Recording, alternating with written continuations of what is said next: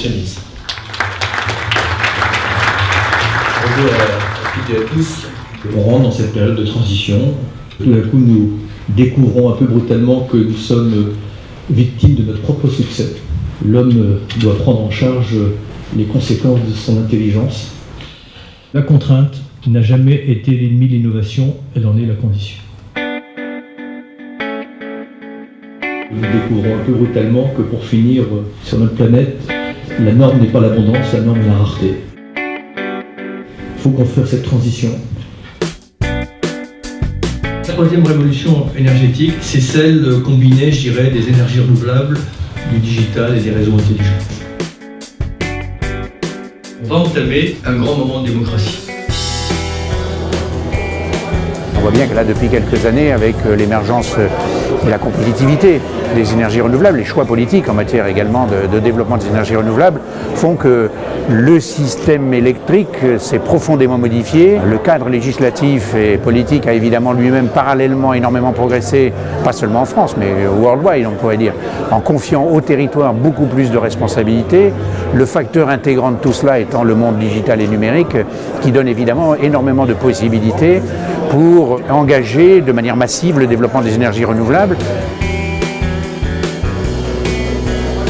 Il est essentiel aujourd'hui pour la réussite de la transition énergétique que les territoires s'emparent de ces questions-là. Dans les faits, il faut que ce soit une occasion à ne pas manquer de réunir l'ensemble des concitoyens, toutes les parties prenantes d'un territoire, aussi bien la population civile que les entreprises, les agriculteurs, le monde de la pêche, pourquoi pas, pour réfléchir ensemble et agir pour la transition énergétique. Ça doit être un enjeu de territoire.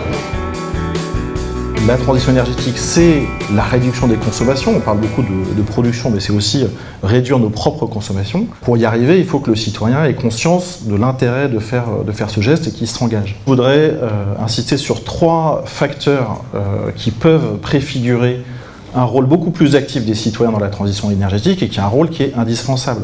Le premier, c'est celui des compteurs communicants qui a été évoqué et l'essor du digital à la fois dans la maison et dans les réseaux. Donc les gens vont pouvoir comprendre leur consommation. Et surtout, les fournisseurs et les opérateurs de services vont pouvoir proposer des solutions pour la maîtriser. Le deuxième, je pense, qui commence à émerger, c'est l'autoconsommation individuelle. Ça veut dire qu'il y a une part non négligeable des citoyens qui vont produire et consommer leur propre énergie. Et quand on consomme sa propre énergie, on est sensible à ne pas gaspiller. Le troisième facteur, c'est l'essor des projets participatifs et globalement ce qu'on appelle les communautés énergétiques locales.